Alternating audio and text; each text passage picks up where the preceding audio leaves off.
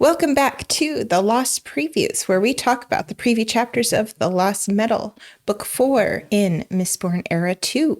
I am Danielle, also known as Fel Candy, and with me is Marvin. Hi, I'm Paleo. Today we have chapters 16, 17, and 18. And it's looking like this may be our last episode of the Lost Previews until the book comes out, because Paleo and I will be at Dragonsteel Con this next upcoming week. Very exciting. Yeah. So if they bring out another chapter next week, we don't know, because it could be because they come out on Mondays and then the book comes out on Tuesday, so they might release another one. We won't be covering that, unfortunately.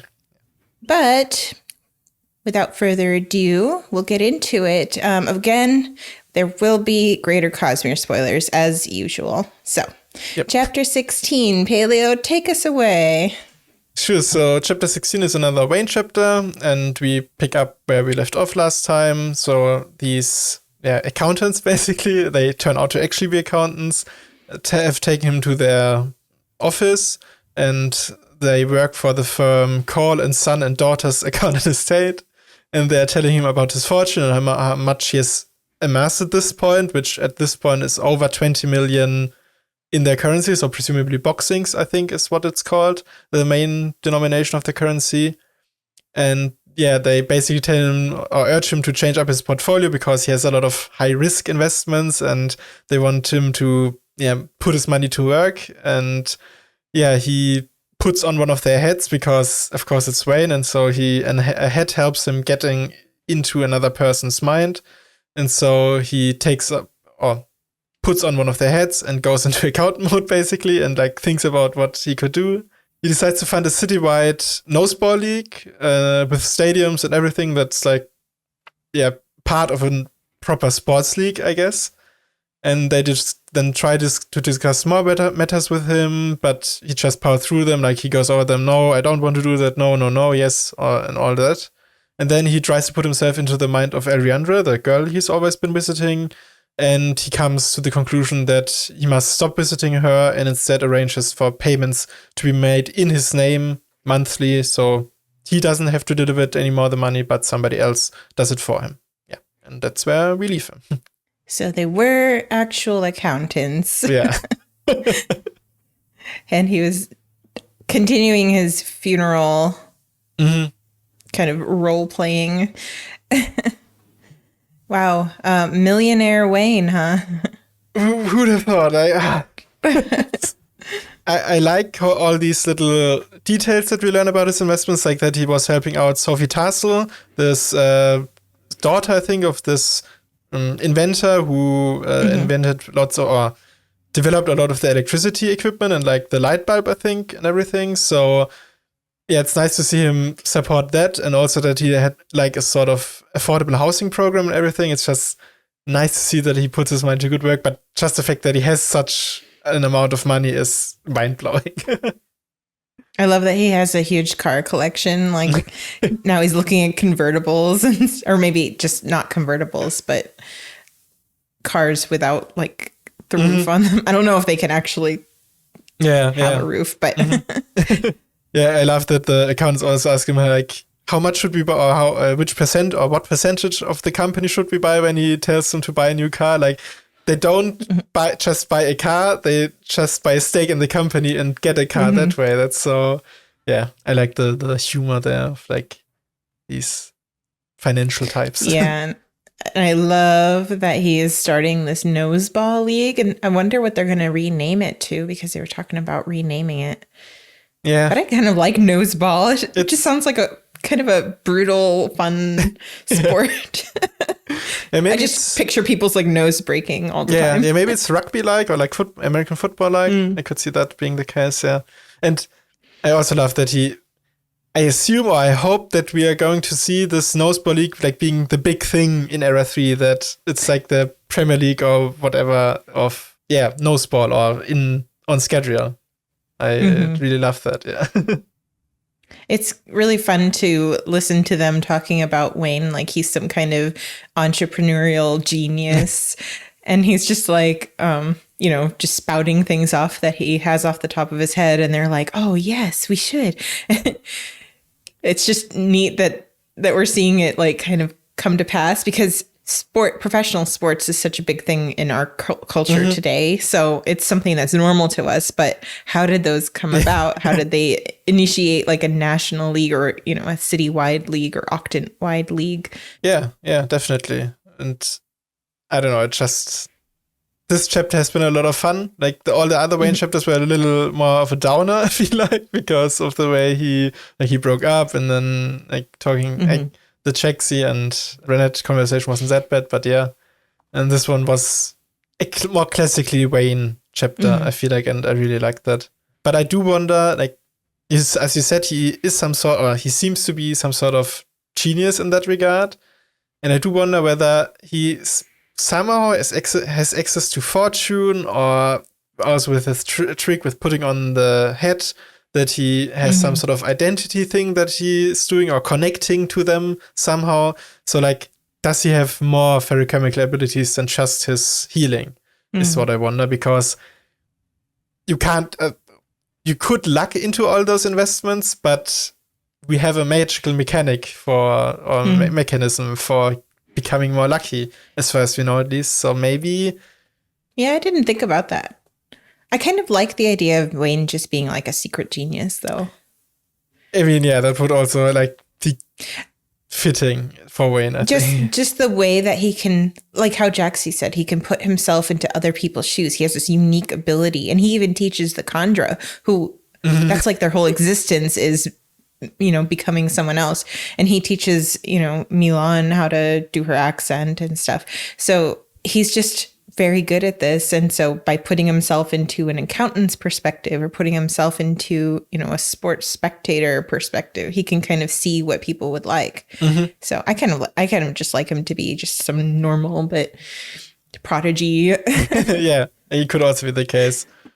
Just knowing Bren, there might be something going on there. But yes, that's true. You never know. Yeah. Another investment that I found quite interesting is that, like, when they ask him, have you yet confirmed with Vexillium that he understands he signed away likeness rights to you in that deal?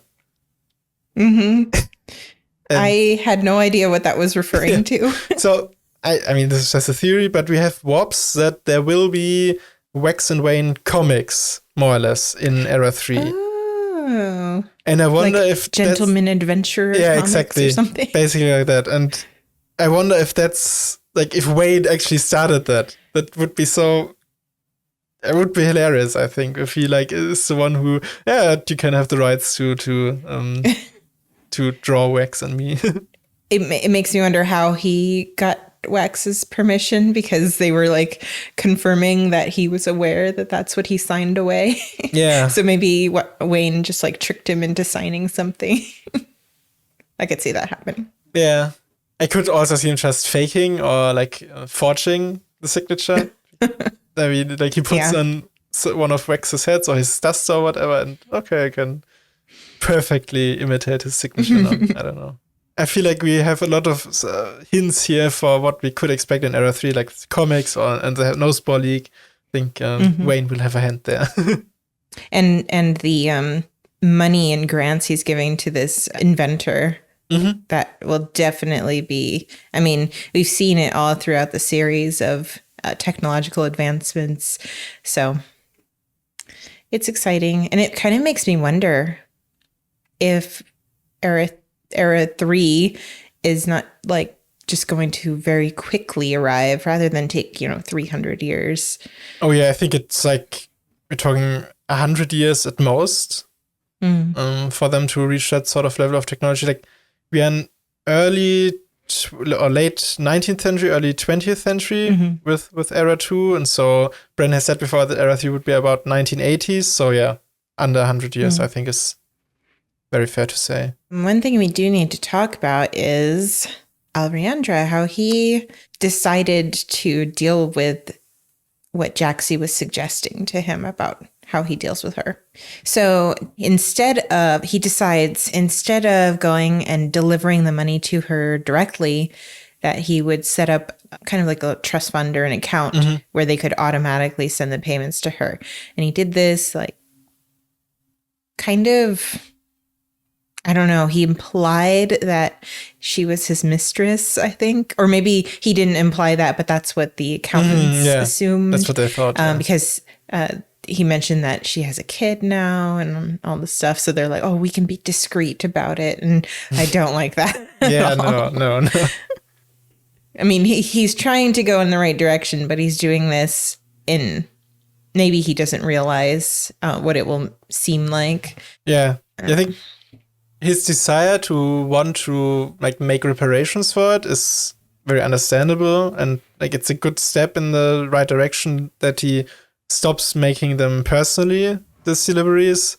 But yeah, it's like, because he still wants them to, like, he still says that it should be delivered, the money. So whoever delivers it in the end will probably have the wrong idea of what this is about. And that might not end well for him, definitely. So we'll see what Wayne's up to. And he does show up in these next few chapters too. So yep. Did you have anything else to say about chapter 16? Good to see that Chaxie's like thoughts had some influence on him. That was nice to see that he did reconsider it with Ariandra, but yeah, that's about it from me. Chapter 17.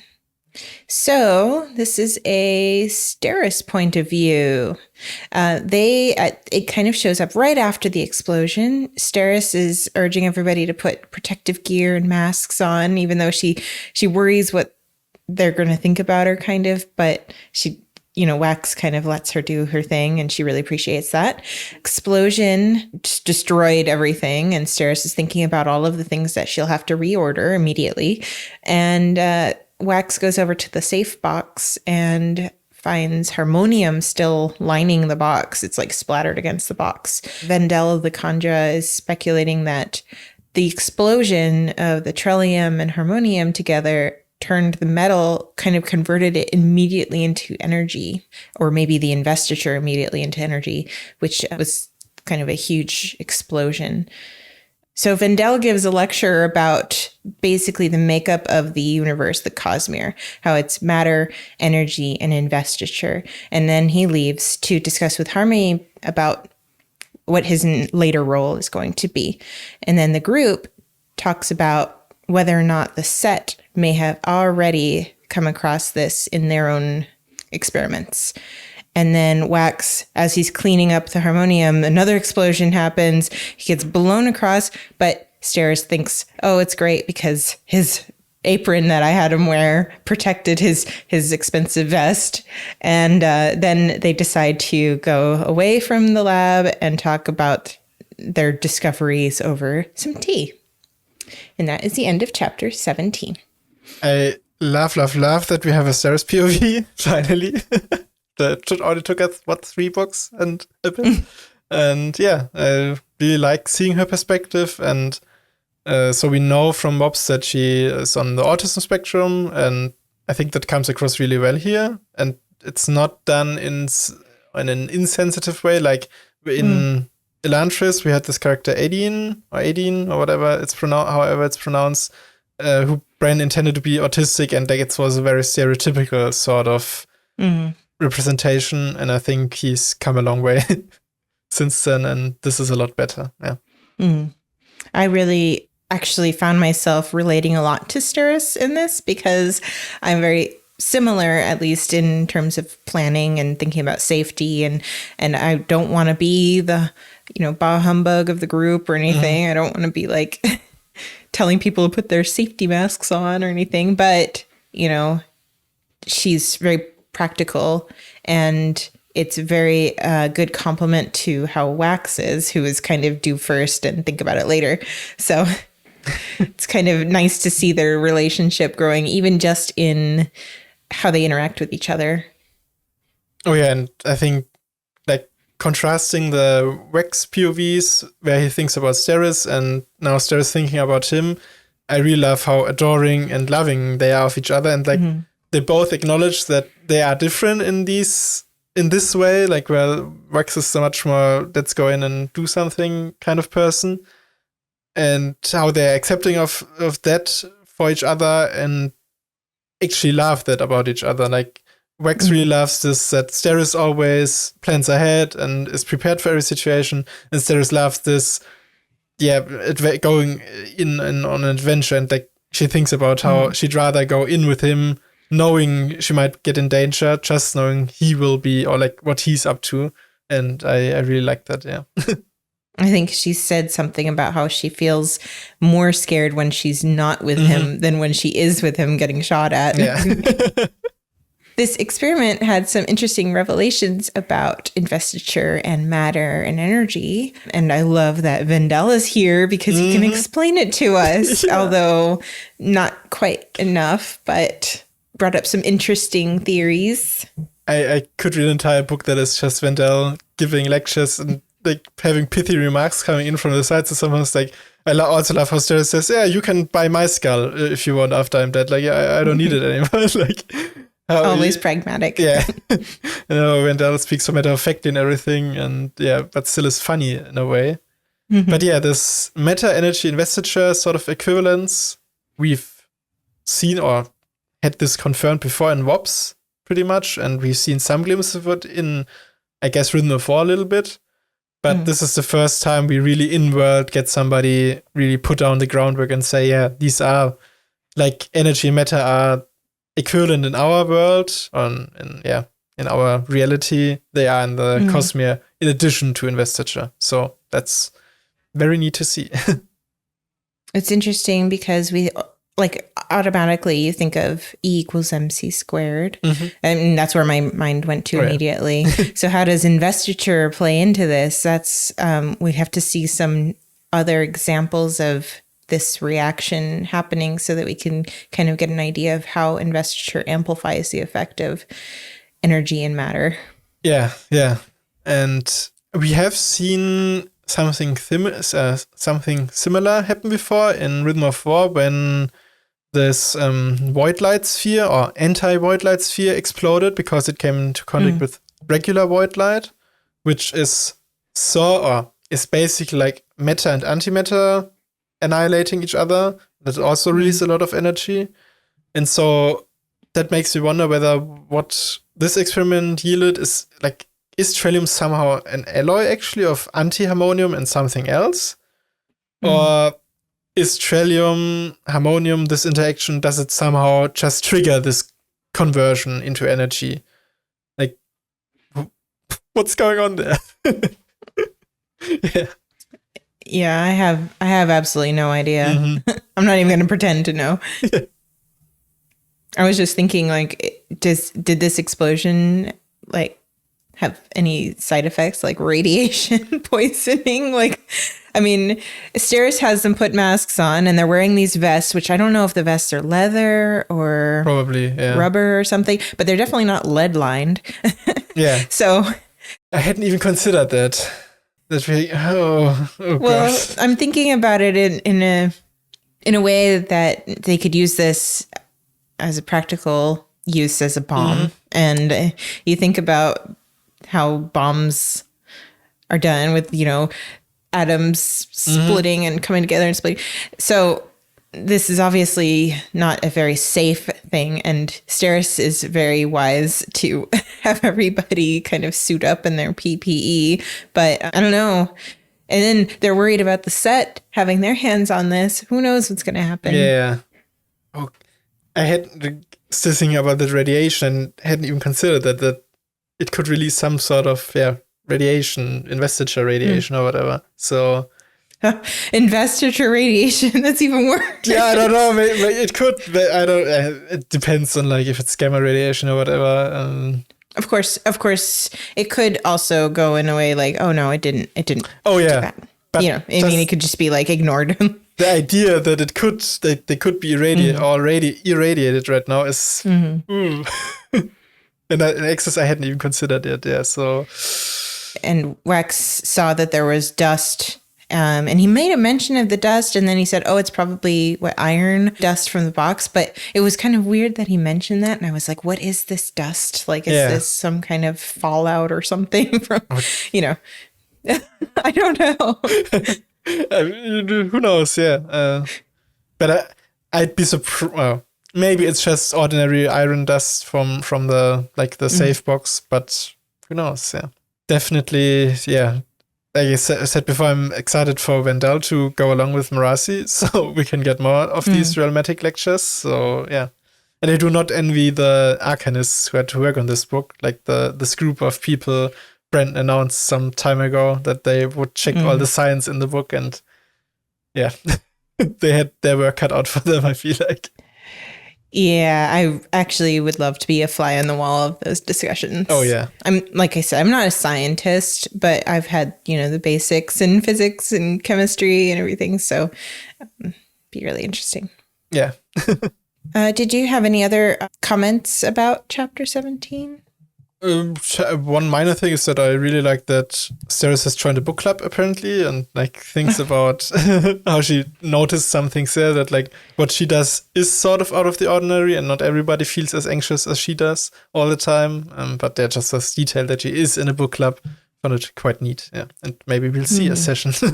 It's really nice to be in Steris's point of view in this chapter, because you can see how she feels about her sister, who, as they were growing up, they were kind of estranged, and she thought maybe Marasi had this divide between them because she was illegitimate and Steris was not. And she's really happy that they can be sisters again, basically, that they have a stronger relationship now. I thought that was really nice.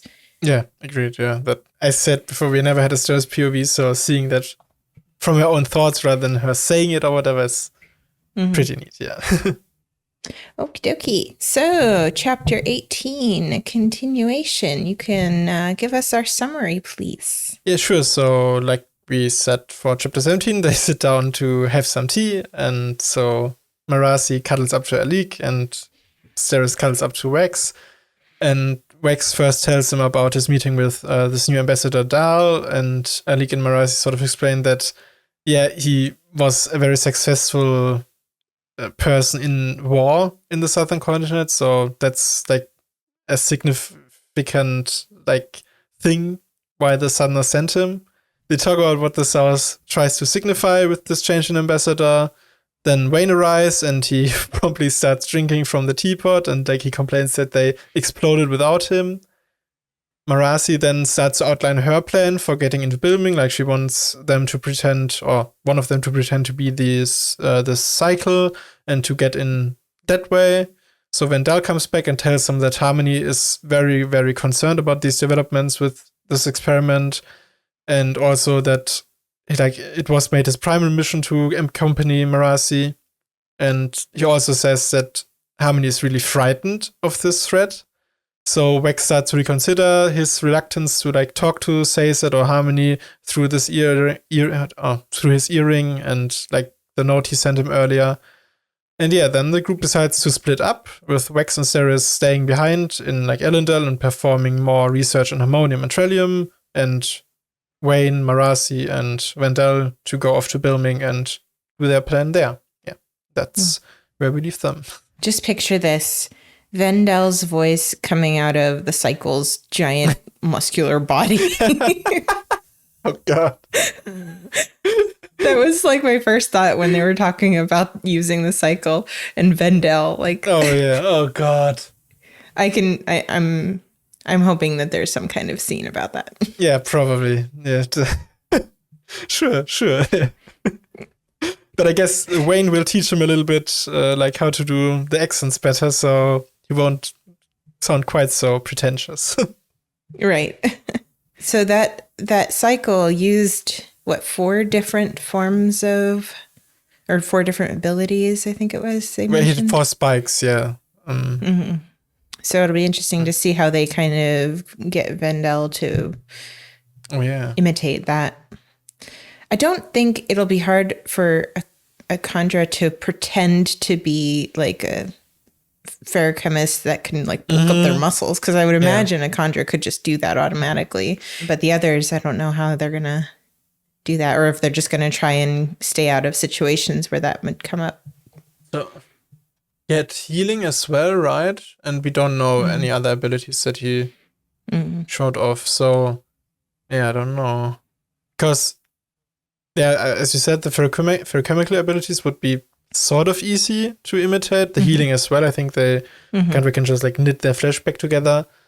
But if you had any elementary powers, that will be quite difficult for them to replicate. Yeah. But they didn't really go too much into their plan about getting into building, though, did they? But yeah, it's as you said earlier, that Steris thinks about Marasi more as a real sister now, I guess, and Marasi thinks similarly. Like she never really, or she has always, liked her or loved Steris, but she never really looked fondly at her, like you would at a sister probably. And it's nice to see both of them agree in their own minds that they have grown closer and like sort of get along a lot better now. So that's nice to see. It is really nice to see the previous chapter with Steris thinking about her relationship with Marasi, and then Marasi thinking about how she grew up with Steris and how Steris has changed so much, seeing her lounge on the chair without her shoes on, and she's got her notebook out, of course, but she's not acting all prim and proper anymore. She's kind of finds her own way now. Yeah. I could read an entire slice of life book that is just them, I don't know, doing their daily business. And but I guess they have to get up to adventures, so we'll have to, unfortunately, follow those. So speaking of which, it seems like it's going to be Marasi and Wayne doing all of the shooty, and that Wax is going to be home with Steris working on the political side of things, which is an interesting change for him because he keeps talking about how he's getting older and can't he's 2 decades too late for explosions or something. Yeah. I guess it's the end of an era. So like both out of literally and figuratively. So I do wonder how Wax thinks about this in general. Like we haven't had his thoughts for a while on the entire investigation thing. If he feels like he should go along, and like Marasi thinks about how he did ask Reddy to maintain his deputization status or whatever it's called. So I don't know. He probably would like to go along, but he does accept that, he's a bit too old for it now, and Marasi can handle it herself with Wayne. It kind of makes me feel like Wax and Steris are going to go with the Southerners and the whole political deal with the bands of mourning, how the Southerners wish they had never given it up, and that Marasi and Wayne are going to go to Bilming and deal with the set. That's kind of my impression of this book so far. Yeah. And I don't know how much of the Sadhana plot we'll get, because that feels like a lot in this book. Like we have sort of Wax investigating all this magitech and, I don't know, experimentation. Then we have, of course, the set that we have to deal with. And that's, as you said, I think that's definitely Marasi's and Wayne's sort of thing. And maybe some input from Wax and Steris on, like, I don't know, if something happens in Elendel in that regard. And I don't see the tensions like breaking or like going going over the boiling point at this point with the Southerners, because we can't have a war as well, like alongside all the other stuff. So I feel like that's going to mostly be set up for Era 3.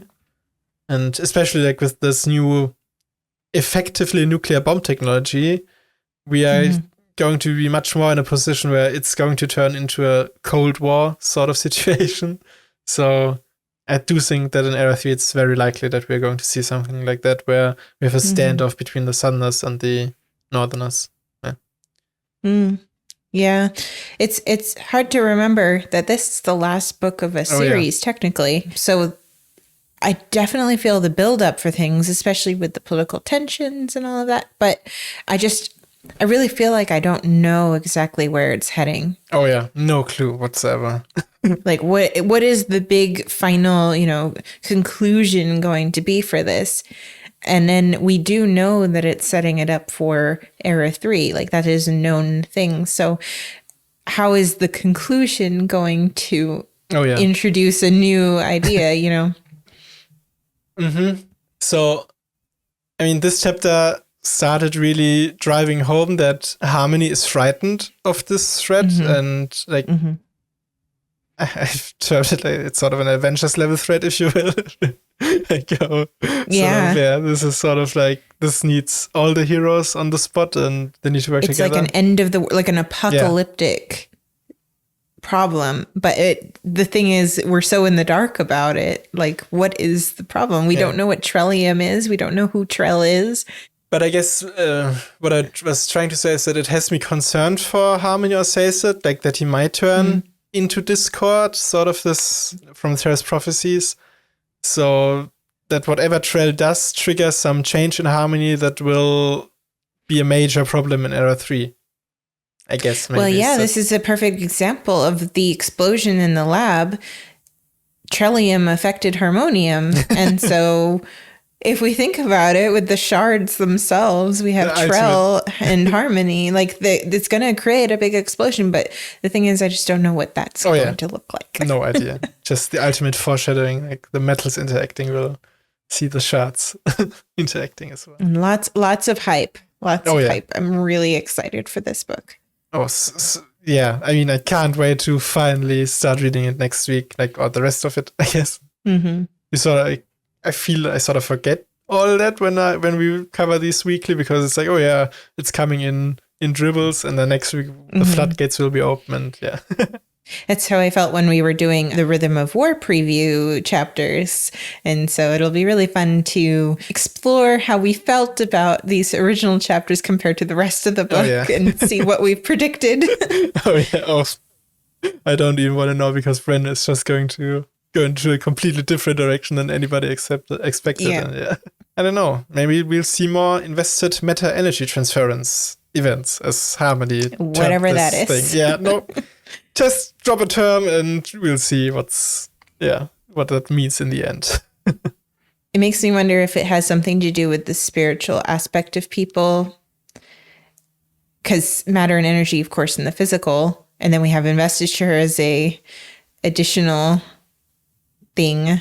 And somehow affecting this change from a state of matter to energy with investiture. And I mean, there's always the sort of question to be asked, like, interacting with investiture usually requires some sort of intent. And so how does that factor in here? Like, was the intent sort of very remotely was to split it into atium and lerasium, the harmonium. Would this have happened if they didn't or hadn't tried to do this? Because I personally don't see why just like heating up the metal and stretching it apart would affect it at all. Like, why should they do anything? Again, it's magic and everything, but even within the magic, that sort of doesn't make sense to me. So how important is intent to this? And could you create something even more dangerous if you had the right intent? Who knows? Maybe we find out. I mean, we do see, I'm thinking about it like a triangle. We have matter, energy, investiture. So if we have, matter, the harmonium, and then energy, the heat, and then we have the investiture coming from the Trellium spike, that's how it kind of reacts. So if something goes on with Harmony himself, and things are changing, and then Trellium comes into the picture, we're going to see a big explosion. That's just my brain. maybe it's, I don't know. Hopefully we'll find out.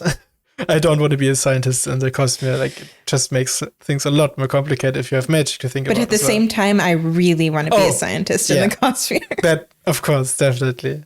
I guess our scientists in our world will have similar feelings. Like, I don't want to do this, but I actually want to. Yeah, it's just the curiosity. Oh, yeah. I do have a final thought. If you don't have anything else. Nope, that's it. Before we started recording, I mentioned that the chapter headings have symbols, allomantic symbols.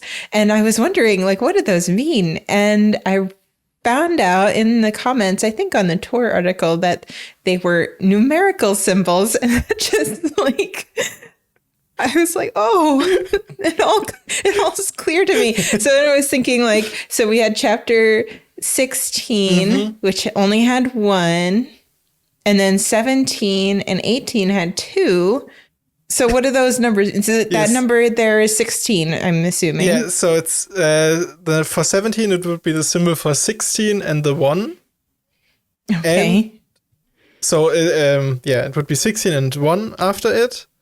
And so this is not base 16. This is something different because base 16 is a positional system like hexadecimal, as some people might know it. But it's 16 base, but it's actually Peter Elstrom, the editor for Brandon, has likened it to the Japanese numeral system, where basically you have a symbol for what would be powers of 10 in our system, like 1, 10, 100, and so on, gets its own symbol in their system. So we have symbols from 1 to 16, and then we have one for 16, 256. What's the next one? 4096, I think.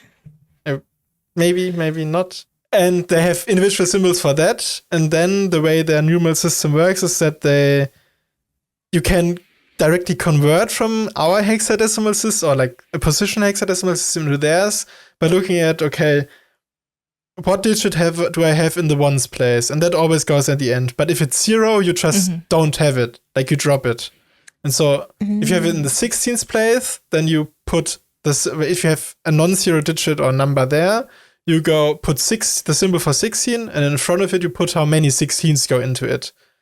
So it's sort of like our system in that, like, you can, like, you read it from left to right and you just take the powers and whatever, but you always have the power listed to the right of the number that you do. So you have, I don't know, you could have 4 times 265 plus 3 times 16 plus 7 or whatever written out, and you could basically read it as this multiplication and sum.